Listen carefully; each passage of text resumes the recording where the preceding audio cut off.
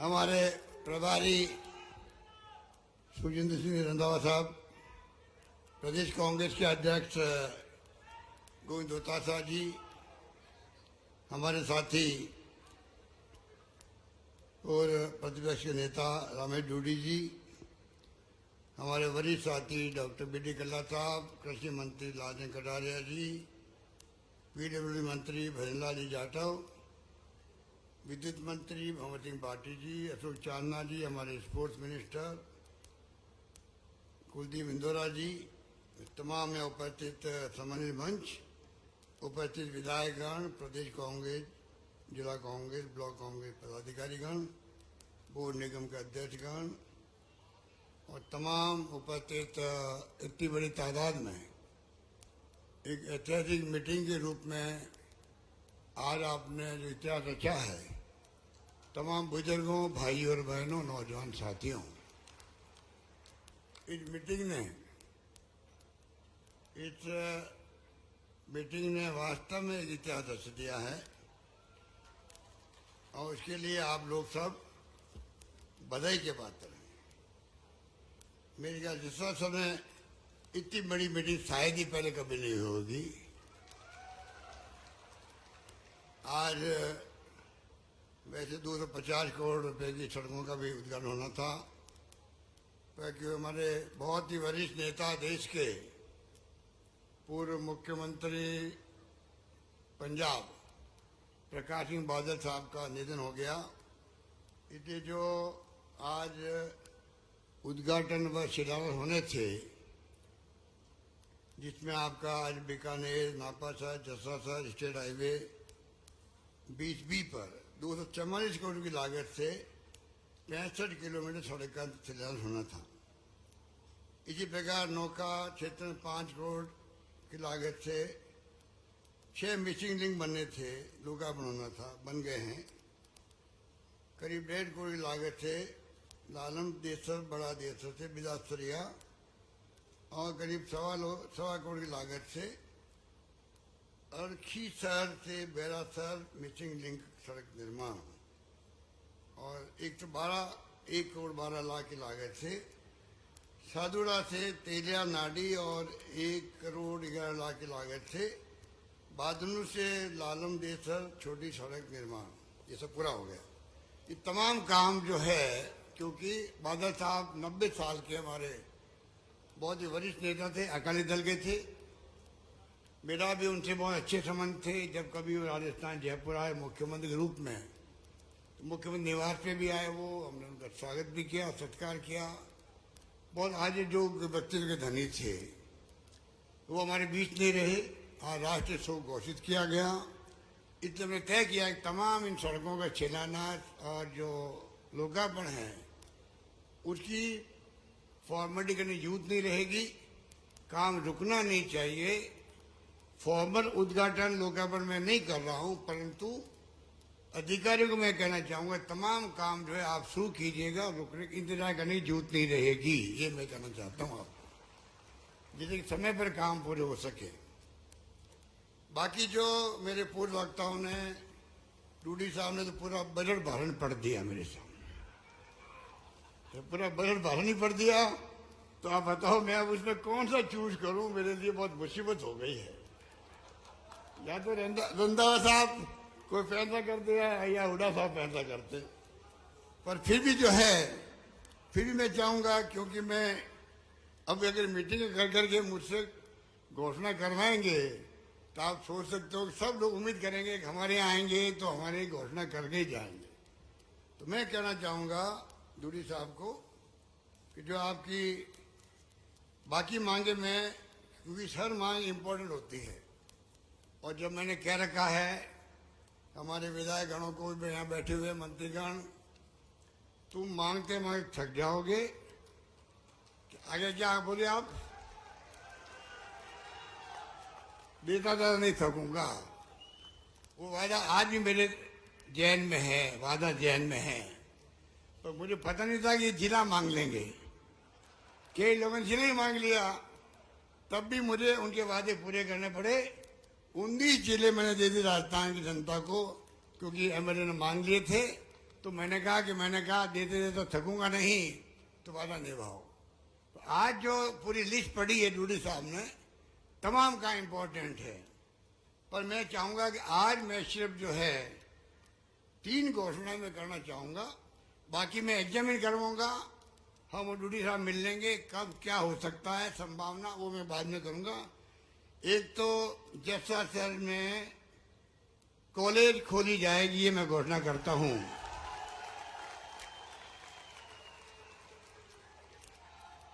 Number दो बहुत important है। जो डूडी साहब ने कहा है उप तहसील को तहसील बनाई जाएगी, ये दूसरी घोषणा है। और नंबर 3, यहाँ गौण मंडी स्थगित की जाएगी, ये नंबर 3। बाकी बहुत लंबी लिस्ट है, वो मैं बाद में बात करूंगा, उसका एस्टिमेट बनवाने पड़ेंगे। अब 220 केवीए का भी इन्होंने कह दिया है। इतने बड़े बड़े बजट होते हैं, उसके लिए फाइनेंस भी है, बजट भी है, विभाग भी है, उसका मैं एग्जामिन करवा के कोशिश करूंगा। आज की मीटिंग को यादगार बनाने के लिए मैंने 3 घोषणाएं कर दी है। बाकी घोषणाएं भी मैं जब करूंगा तब जसरा सर की मीटिंग को याद करके करूंगा। दादा राम जी चौधरी की मूर्ति के अनावरण में गया था, लाखों लोग इकट्ठे हुए थे। ये 1.5-2 लाख की मीटिंग है, ये कोई मामूली मीटिंग नहीं है आपकी। इतिहास बन गया है। और मेरे पूर्व वक्ताओं ने भाषण दे दिए हैं। मैं समझता हूं एक से बढ़ के एक बातें हुई है आपके सामने। देश में क्या हो रहा है ये ज्ञान होना चाहिए हमें। प्रदेश में क्या हो रहा है, देश किस दिशा में जा रहा है, किस दिशा में जाएगा, ये तमाम चिंता के विषय होने चाहिए हमारे लिए, क्योंकि हम जागरूक नागरिक हैं। हम वर्तमान पीढ़ी को, आने वाली पीढ़ियों को सौंपना है प्रदेश को, देश को। आपको हमको सोचना पड़ेगा किस प्रकार से हम अपने आप को सक्षम बनाएं। हमारी नई पीढ़ी है, युवा पीढ़ियां बैठी हुई है। हेलीपैड पे देख रहा था, हेलीपैड पे हेलीकॉप्टर उतर रहा था, लाखों युवा वहां पर जिस उत्साह के साथ में खड़े थे, मैं और मेरे तमाम साथी बहुत इम्प्रेस हुए। युवाओं का जोश और खरोश तारीफ काबिल था। मैं चाहूंगा उनका व्यक्तित्व, उनका कर्तव्य ऐसा हो, राजस्थान का युवा देश में नाम रोशन करे, देश की सेवा करने में आगे आए। इसीलिए मैं युवाओं को समर्पित बजट पेश किया। विदेशों तक भेज रहे हम 500 बच्चों को अपने खर्चे पे। देखा होगा न्यूज आपने, कोई कमी नहीं रख रहे हम लोग। 3 कॉलेज खोल दिए हम लोगों ने। पिछले साल में कॉलेज खुली है 250, इन 5 साल में खुल गई है 303 कॉलेज। उसमें से 103 कॉलेज गर्ल्स कॉलेज भी खुल गई है। 12 कृषि विश्वविद्यालय थे, नहीं कॉलेज थे। पिछले साल में खुले हैं 12 कृषि कॉलेज, और मैंने 5 साल में खोल दिए 45 कृषि कॉलेज खोल दिए हैं राजस्थान के अंदर। अगर मैं अभी मेरे पास चार्ट नहीं पढ़ूं तो आपका आश्चर्य होगा। पिछले 5 साल में, इस 5 साल में मैंने लेखा जोखा दिया था असेंबली को। आप मेरे कई लोगों को जानकारी होगी, वरना आप इंटरनेट में देखना, मेरे ख्याल में तो होगा। कोई कमी नहीं रखी हमने। आज शिक्षा के अंदर राजस्थान बहुत आगे बढ़ गया है देश के अंदर। IIT राजस्थान में, IIM है, IIIT है, एम्स जोधपुर के अंदर है, कृषि विश्वविद्यालय आपके बीकानेर में भी है, वेटनरी विश्वविद्यालय है बीकानेर के अंदर। कोई कमी नहीं रख रहे हम लोग।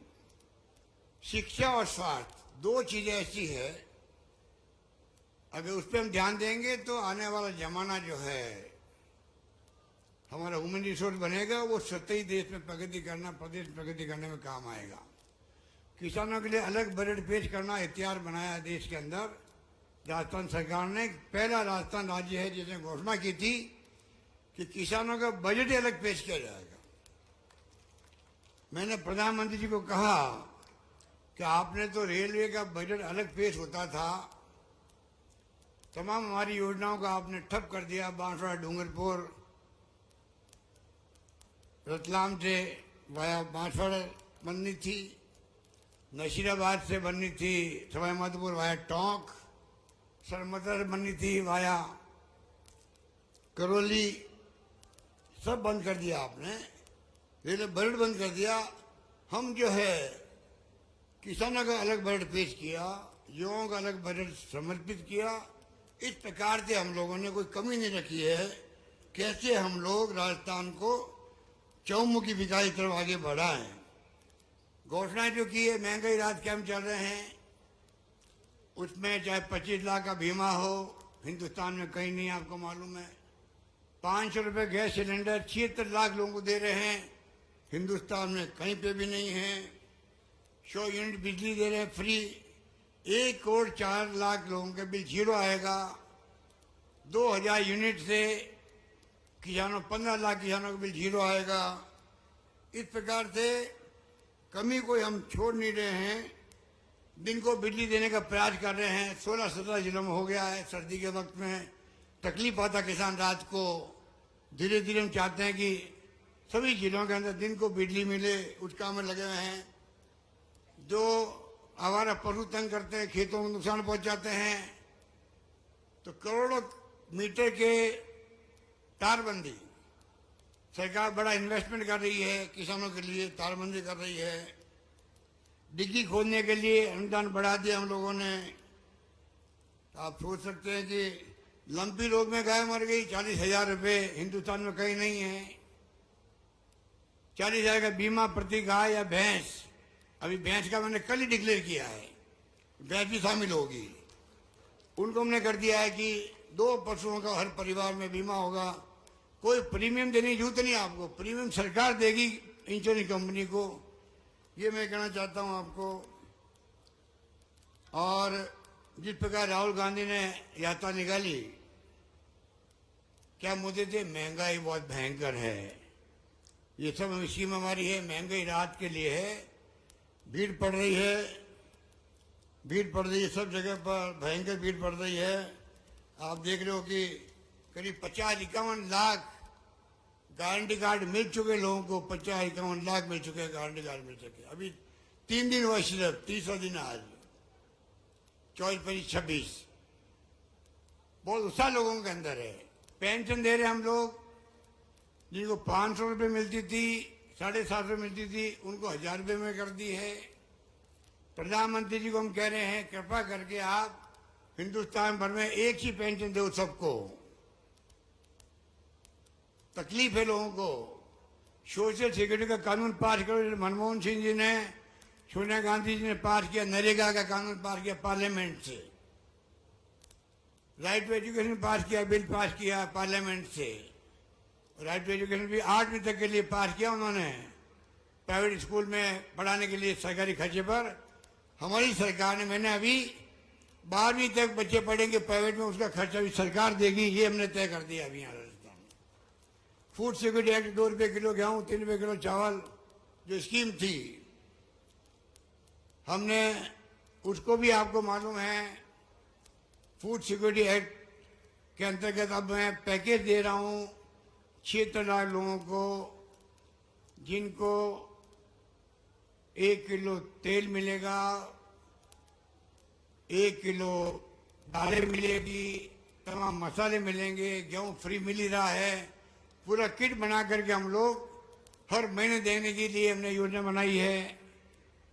वो आपके ध्यान में होगी मेरे ख्याल से। इस प्रकार से महंगाई में राहत कैसे मिले लोगों को? कमर तोड़ महंगाई है, महिलाएं बहुत दुखी है, पुरुष बहुत दुखी है, बेरोजगारी बहुत भयंकर है। हमने करीब 1.25 लाख से ज्यादा नौकरी दे दी है। 1.25 लाख से अधिक नौकरियां चल रही है, अभी इंटरव्यू चल रहे हैं, एग्जाम चल रहे हैं। 1 लाख की मैंने घोषणा और कर दी है इस बजट के अंदर। कोई कमी नहीं रख रहे हैं, जो सरकार कर सकती है मैं समझता हूँ कि उसमें सरकार कोई कमी नहीं रख रही है। गारंटी कार्ड देना बहुत बड़ी बात है। जो गारंटी कार्ड हम दे रहे हैं, आपको मालूम है कि मुख्यमंत्री कह रहा गारंटी देते हैं हम लोग सरकार की तरफ से, आपको 10वां चीजें जो है जिसमें आप एलिजिबल होंगे वो आपको मिलेगी। अब जो सरकार चल रही है देश के अंदर, आप भी पढ़ते होंगे, सुनते होंगे, सोशल मीडिया में देखते होंगे। सोशल मीडिया का कमाल जो है, ये राजीव गांधी का सपना था 21st सेंचुरी में ले जाने का देश को। तब जो है कंप्यूटर, ईमेल, इंटरनेट की सेवाएं, मोबाइल फोन कोई कल्पना नहीं करता था 85 के अंदर, 84 के अंदर। जब मैं खुद मंत्री था राजीव गांधी के साथ में, तब तो हमारे विपक्षी लोग आज सत्ता में बैठे हुए बैलगाड़ी लेके आए थे पार्लियामेंट के अंदर। देखिए राजीव गांधी दिमाग खराब हुआ है, कंप्यूटर जा रहा देश के अंदर, और कंप्यूटर आएगा तो टाइपिस्ट कहाँ जाएंगे, बेरोजगारी फैल जाएगी। ये इनकी दकियानुसी सोच रही है हमेशा, इनकी प्रगतिशील सोच कभी रही नहीं है। एक बात मैं कई बार कहता हूं, आजादी के बाद में पंडित नेहरू ने बड़े बड़े इस्पात के कारखाने बनाए, कल कारखाने बनाए, IIT, IIM, एग्रीकल्चर के लिए ICAR की संस्था बनाई। दुनिया भर में नाम हुआ पंडित नेहरू का। बड़े बड़े बांध बनाए, बागड़ा डैम बन रहा था। ये आज भारतीय जनता पार्टी उस पर कहलाती थी जनसंघ। आप मैंने कई चीजें लोगों को मालूम होगा, जनसंघ कहलाती थी। जनसंघ के लोग कहते थे देखो पंडित नेहरू का दिमाग खराब हुआ है, बाघा डैम बना है क्या, वहां पे बिजली का लगा रहा है। जब बाघा डैम के पानी से बिजली पैदा हो जाएगी, पानी की ताकत निकल जाएगी।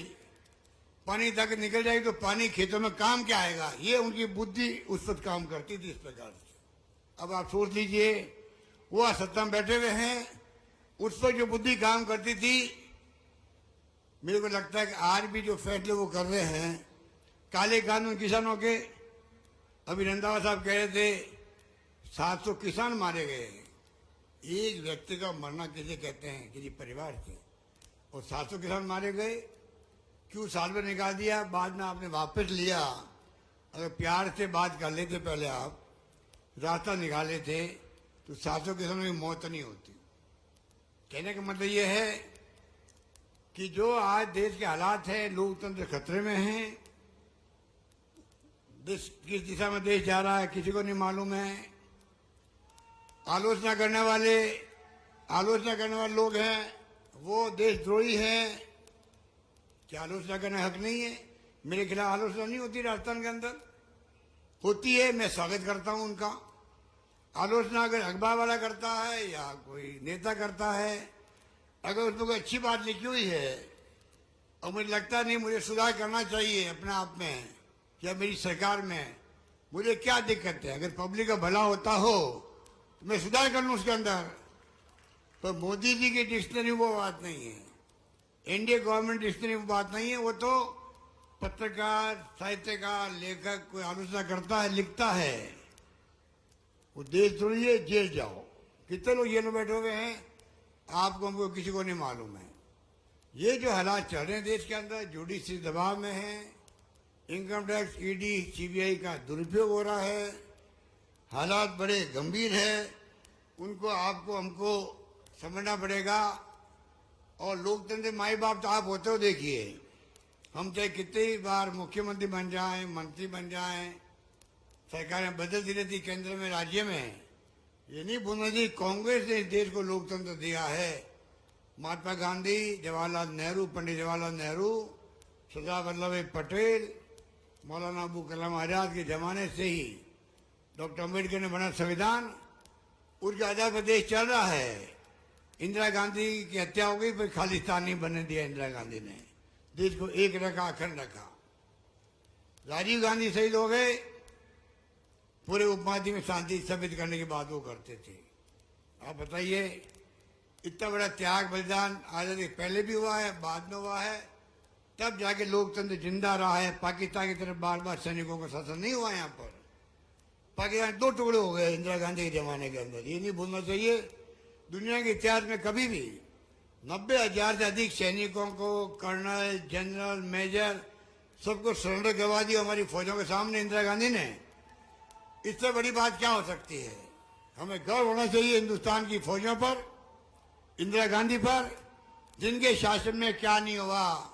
आज हमारे लोकतंत्र काम है, हम दुनिया की ताकत बनते जा रहे हैं। तो मोदी जी कहते हैं कि 70 साल में क्या हुआ। अरे मोदी जी, अगर आप प्रधानमंत्री बन पाए हो, इसलिए बन पाए हो कि आप लोकतंत्र जिंदा रखा है, जान दे करके देश को एक रखा, अखंड रखा, इसलिए आप प्रधानमंत्री बन पाए हो। ये मत भूलो। कांग्रेस मुक्त भारत की बात करते हैं, इसके मायने क्या हुआ? एक पार्टी शासन बहुत खतरनाक मंशा है आरएसएस की भी, बीजेपी की। अगर देश नहीं समझा टाइम पे, आने वाली पीढ़ी भुगतेगी। रशिया की तरह, चाइना की तरह चुनाव तो होंगे, नकली चुनाव होंगे। एक पार्टी होगी वहां पर, एक पार्टी होगी, आपस में चुनाव लड़के नाटक करेगी और सत्ता में बार बार आएंगे। आज जो हम गरीब से गरीब, दलित के घर भी जाते हैं, किसान के घर पे जाते हैं, बूढ़े लोगों के हाथ लगाते पैरों के, एमएलए बनने के लिए, एमपी बनने के लिए, सरपंच बनने के लिए, सब बातें खत्म हो जाएगी। हर मान सम्मान अगर पब्लिक में माई बाप का है, आप सबका है, तो ये कांग्रेस का दिया हुआ है।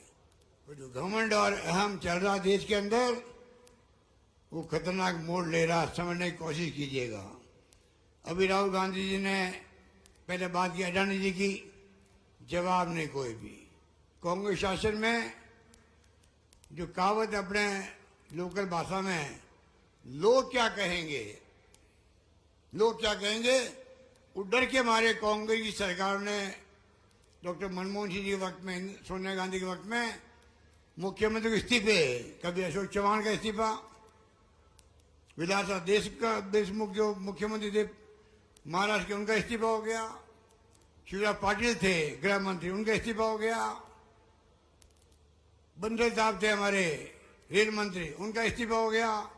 अश्विनी कुमार थे लॉ मिनिस्टर, कानून मंत्री, उनका इस्तीफा हो गया। और मोदी जी के राज में इस्तीफे की बात छोड़ो, अगर एक कांग्रेस का पूर्व अध्यक्ष, कांग्रेस नंबर 1 नेता, अगर मान लो खड़गे साहब और राहुल जी आरोप लगाए हाउस के अंदर मोदी जी पर, आप अडानी साहब का क्या रिश्ता आपसे है, क्या ये धर्म नहीं है सत्ता पक्ष का? प्रधानमंत्री और मुख्यमंत्री को जवाब दे, उनको वापिस जवाब कुछ भी दो, आपकी मर्जी है। ये तो कहो मेरा रिश्ता है, मेरा रिश्ता नहीं है, आपको गलतफहमी हुई है, आप झूठे आरोप लगा रहे हो, कुछ तो कहो। ये पहला मौका है देश के अंदर, प्रधानमंत्री ने मौन धारण कर रखा है अडानी जी के नाम पर। बताइए, ये लोकतंत्र में अच्छी बात है क्या? अब उनको कौन पूछेगा? राहुल गांधी को बोलने दिया नहीं हाउस के अंदर। राहुल गांधी के पिता की हत्या हो गई देश के अंदर, दादी की हत्या हो गई इंदिरा गांधी की, उसको आपने षड्यंत्र करके पार्लियामेंट से निकलवा दिया। जब वो फेमस हुए भारत जोड़ो यात्रा के अंदर, महंगाई को लेके, बेरोजगारी को लेके, नॉन वायलेंस को लेके, मुद्दे थे उनके, गरीब अमीर के बीच में खाई नहीं बढ़नी चाहिए, खाई बढ़ती जा रही है, और उनको षड्यंत्र किया। और जो मुकदमा 4 साल पहले किया हुआ था, ऐसे मुकदमे होते रहते हैं। अब पहली बार है कि जो सजा दी गई राहुल गांधी को, ऐसी सजा पहली बार मिली हिंदुस्तान में, इतिहास में पहले किसी नेता को। आप बताइए। और वही मुकदमा पहले रोक दिया, स्टे करवा दिया, मुकदमा करने वाले नहीं, हाई कोर्ट से। जब निकालना था पार्लियामेंट से, तो मुकदमा वापस शुरू करवा दिया। तो बताइए, ये षड्यंत्र नहीं है क्या है? इस प्रकार अगर षड्यंत्र चलेंगे देश के अंदर, आप सोच सकते हो देश का क्या होगा, देश का क्या होगा। देश तो 75 साल हो गए हैं, आने वाले 100, 200, 500, 1000 साल अनंत काल से चलता रहेगा देश। तो क्या हमारी ड्यूटी नहीं है कि सही को सही कहें, गलत को गलत हम कहें? इस प्रकार की भावना हम सबकी होनी चाहिए, तब जाकर के ये मुल्क जो है, जिस प्रकार की सोच हमारे नेताओं की रही है, यहाँ की संस्कृति, यहाँ के संस्कार, यहाँ की महान परंपराएं हिंदुस्तान की, दुनिया का कोई मुल्क मुकाबला कर नहीं सकता उसका। गांधी जैसे महापुरुष के लिए लोहा मानना कि आज अंतर्राष्ट्रीय दुनिया के मुल्कों में संविधान सभा में प्रस्ताव पास हुआ, 2 अक्टूबर गांधी जयंती को अहिंसा दिवस मनाएगी, पूरी दुनिया मनाएगी। आज हमें गर्व होता है। वैज्ञानिक साइंटिस्ट था आइंस्टाइन, उसने कहा जर्मनी का था, अमेरिका में जाकर बच गया। जर्मनी में जब हिटलर का राज हुआ तो क्या कहा उन्होंने, आने वाली पीढ़ियां दुनिया की विश्वास नहीं होगा कि महात्मा गांधी नाम का हार्ड मार्च का व्यक्ति इस धरती में चला भी है क्या, विश्वास नहीं होगा। इतना बड़ा व्यक्तित्व उनका था। आप कल्पना कीजिए, हमें गर्व होता है इन बातों पर। और ऐसे लोग सत्ता में बैठ गए हैं, महात्मा गांधी का भी नाम फोटो लगा देंगे, कभी फोटो हटा देंगे। अब जिसने आरएसएस पे बैन लगाया सरदार पटेल ने, उनकी बहुत बड़ी आदमकद मूर्ति लगाई है मोदी जी ने, बताने के लिए गुजरात वासियों को, देखो मैं मानता हूँ सरदार पटेल को। अरे उन्होंने आपके ऊपर बैन लगाया, जानते थे आपकी विचारधारा क्या आरएसएस की है। ये इस प्रकार के जो अम्बेडकर को जिंदगी में नाम नहीं लिया, अम्बेडकर का नफरत करते थे दलितों से लोग, आज अम्बेडकर की बात करते हैं वोट लेने के लिए। आपको हमको सच्चाई को स्वीकार करना चाहिए। सरकारें बदलती रहती है। इंदिरा गांधी चुनाव हार गई, 1 सेकंड नहीं लगाया, मुरारी भाई देसाई को सत्ता सौंप दी गई, लोकतंत्र को मजबूत किया। दुनिया लोहा मानती है हमारे देश का। इसलिए मैं आपको यही कहना चाहूंगा कि कृपा करके आप लोग चुनाव आ रहे वापिस के स्कीम हमने अभी टाइम नहीं, मैं बताऊं आपको, आप लोग पढ़ते होंगे, agro processing, agro business, agro export. किसानों के लिए 2 करोड़ रुपए की सब्सिडी है। एग्रो बिजनेस करना चाहे अपने खेत पर, एक्सपोर्ट करना चाहे, कई मैंने स्कीम बनाई है। ये तो आप नौजवान हैं, इनको स्टडी करनी पड़ेगी, आपस में गांव में चर्चाएं करनी पड़ेगी। सरकार अकेली कुछ नहीं कर सकती है। जब तक समाज का सहयोग नहीं मिले तब तक आप स्कीमों को इम्प्लीमेंट कर नहीं सकते। आज हमने 2 महीने कैंप चलेंगे हमारे महंगाई राहत के, 2 महीने, 2000 कैंप जो है 2 महीने के बाद में परमानेंट चलते जाएंगे, जब तक ये हर व्यक्ति रजिस्ट्रेशन नहीं करवा रहे, अपना पंजीकरण नहीं कर रहे, चलते जाएगा चलते जाएगा चलते जाएगा। ये हमने व्यवस्था कर रखी है। इसलिए मैं कहना चाहूंगा आप इन बातों का ध्यान रखें। और अगले चुनाव आ रहा है, चुनाव में हमने अनुभव किया है, सरकार बदलते हमारी स्कीम बदल देते लोग, सरकार बदलते स्कीम बदल जाती है और नुकसान होता है राजस्थान को। रिफाइनरी बंद कर दी हमारी, 40,000 करोड़ की रिफाइनरी लग रही है, हजारों नौजवानों को काम मिलेगा, वहां उद्योग धंधे लगाएंगे। पचपदरा में, बालोतरा में, बाड़मेर के अंदर बंद किया, 5 साल से बंद कर दिया। अब आपको मालूम है क्या नुकसान हुआ है, 40,000 करोड़ की रिफाइनरी अब उसकी कीमत बढ़ते बढ़ते 70,000 करोड़ की हो गई है। तो 30,000 करोड़ रुपए जनता के टैक्स का पैसा खर्च हो गया एक्स्ट्रा वहां पर। ये अपराध नहीं है क्या? ये अपराध है। ये अपराध किया है बीजेपी सरकार ने, पिछली सरकार ने। बताइए, ये तो मैंने आपको एक उदाहरण दिया है, कई उदाहरण है जो काम हमारी स्कीम बंद कर दी। और तो और बद्रीनाथ केदारनाथ में जो लोग डूब गए थे, मर गए थे तूफान से, हमने घोषणा करी, सबको नौकरी देने की घोषणा करी। नौकरी मैंने दे दी 15-20 लोगों को। सरकार चली गई, नई सरकार आई तो उसने नौकरी देना बंद भी कर दिया। जिनकी नौकरी लगी उनको नौकरी से निकाल दिया। अब बताइए आप, अब मैंने घोषणा कर दी है, कोविड के अंदर, कोरोना में जो लोग मर गए हैं, अनाथ बच्चे हो गए हैं, उन सबकी भी नौकरी लगा रहा हूं, राजस्थान के अंदर नौकरी लगा रहा हूं। आपको मालूम है, अगर सरकार बदल गई ठीक है, उनकी नौकरी लगाएंगे। जो अपना आपको धार्मिक कहते हैं, गायों की सेवा हम करते हैं, गौशालाओं का अनुदान मैं दे रहा हूं, गौ रक्षा हम कर रहे हैं, और तो और अनुदान हम दे रहे हैं 9 महीने का, 12 महीने नंदी शालाओं को। नंदी शाला बनाने हमने प्रारंभ कर दी राजस्थान के अंदर, 12 महीने अनुदान मिलेगा उनको। सब कुछ हम कर रहे हैं। लंपी रोग में गायों का मुआवजा हम दे रहे हैं किसानों को। ठेकेदार बनते ही लोग, गायों का ठेकेदार बन जाएंगे, धर्म का ठेकेदार बन जाएंगे। कोई आस्था इनके धर्म में नहीं है, खाली वोट लेने के लिए हिंदू मुस्लिम करते, ये वो लोग हैं, आपको समझना पड़ेगा। इसलिए मैं कहना चाहूंगा, आज आप भयंकर जिस तादाद में आए हो जसरासर में, और मैं समझता हूं कि ये बहुत बड़ी बात है कि जो व्यक्ति नहीं रहता दुनिया के अंदर, हम जब शहीद होता कोई बॉर्डर पर, उसकी मूर्ति लगाते हैं, या दानाराम जी चौधरी की तरह जो भामाशाह होता है उसकी मूर्ति लगाई है। मैं रामेश डूडी को और उनके परिवार को मैं उनका धन्यवाद करूंगा। हमें एक अवसर दे दिया। दानाराम जी जैसे भामाशाह जिनका एक नाम था, काम था, उनकी प्रतिष्ठा थी, उनका मान सम्मान था समाज के अंदर, उनकी मूर्ति लगना मैं समझता हूं कि जैसा सर में आने वाली पीढ़ी देखेगी ये मूर्ति किसकी लगी हुई है, पता करेगी दानाराम जी की लगी हुई। दानाराम जी कौन थे, क्यों लगी मूर्ति, तब मालूम पड़ेगा वो भामाशाह भी थे, समाज सेवा करते थे, प्रतिष्ठित व्यक्तित्व धनी थे। तो नई पीढ़ी प्रेरणा लेती इन बातों को सुन करके कि ये मूर्ति शहीद की है, ये मूर्ति माँ मानव की है, ये मूर्ति माँ पुरुष की है, ये मूर्ति दानदाता की है, भामाशाह की है। नई पीढ़ी को प्रेरणा मिलती है, उसी समान आगे बढ़ता रहता है। ये हमारी खूबी है। इसलिए मुझे खुशी है कि आप लोग सब जो है जब पधारे हो इस मुबारक मौके पर, मैं अपनी ओर से दानाराम जी के लिए सदा सुमन चढ़ाता हूँ। उनकी आत्मा को शांति मिले और उनके परिवार धन्य है जिन्होंने सबने मिल करके मूर्ति का यहाँ पर अनावरण करवाया। हम सबको मौका दिया, सब तो बोल नहीं पाए हैं हमारे साथी, पर सबकी भावना एक ही है। हम सब मिलकर के चाहेंगे अगली सरकार बनाने में आप सबका सहयोग मिले, ये मैं आपसे अपील करूंगा। इस बार मूड लग रहा है मुझे, आज की जो मीटिंग है इसके बाद में और मुझे विश्वास पक्का हो गया है। जो मैंने कहा था अभी कि मैंने एक सर्वे करवाया है, सर्वे में आया कि इस बार सरकार रिपीट होगी।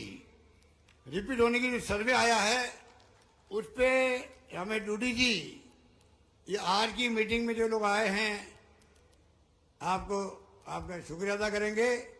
आज आपने जो हमने कहा था सर्वे में आया कि इस बार सरकार रिपीट होगी, उस पर आपने इस मीटिंग के माध्यम से मोड़ लगवा दिए, मैं कहना चाहूंगा। बाकी कैंप शानदार चल रहे हैं, उन कैंपों में कामयाब करने के लिए आप लोग आगे आइएगा। यही बात कहता मैं अपनी बात समाप्त करता हूँ। आपकी मांगे मुझे बताइए, गाड़ी के बाहर आके मैं देख लेता हूँ। बहुत बहुत धन्यवाद। धन्यवाद। जय हिंद। धन्यवाद।